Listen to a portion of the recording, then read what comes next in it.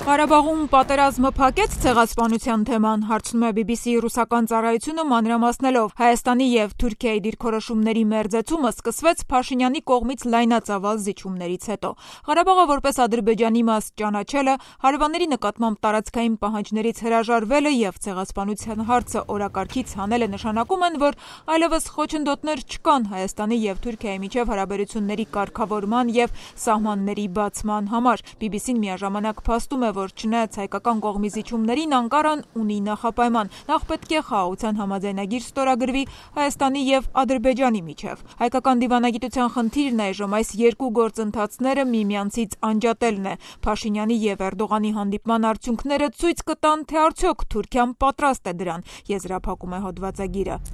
Le Monde հիշեցնում է, որ 3 Ադրբեջանի նախագահներ Թուրքիայում Էրդողանի հետ բանակցությունների համար։ Իլհամ Ալիևը փառաբանեց թուրք-ադրբեջանական դաշինքը որպես նշանակալի գործոն ոչ միայն տարածաշրջանային, այլև համաշխարհային մակարդակով, փաստում է ֆրանսիական լրատվամիջոցը հավելելով. Էրդողանը կրկնեց իր աջակցությունը Ադրբեջանի եւ Հայաստանի միջև խաղաղության հաստատմանը։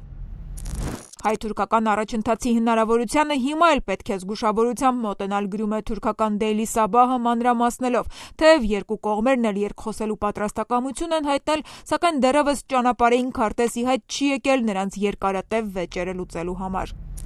Ադրբեջանական կալիբերը նշում է, այս այցը ուղղված է ոչ թուրքերին, ոչ էլ նույնիսկ ադրբեջանցիներին։ Ազդանշանի հիմնական հասցեատերը Արևմուտքն է, որ Երևանից պահանջում է դրական դինամիկա։ Նրանց անհրաժեշտ են գեղեցիկ նկարներ, հալեցման մասին վերնագրեր, փոխադարձ հարգանք եւ բաց սահմաններ բառերով տեքստեր։ Հայ-թուրքական հարաբերությունները սակայն կախված են ոչ թե այդ գեղեցիկ խոսքերից, այլ Հայաստանի ղեկավարության կոնկրետ քայլերից, առաջին հերթին պաշտոնական Բաքվի վաղուց հնչեցրած պայմանների կատարման ուղղությամբ, պնդում է Ադրբեջանի իշխանությունների հետ սերտ կապերով հայտնի լրատվամիջոցը։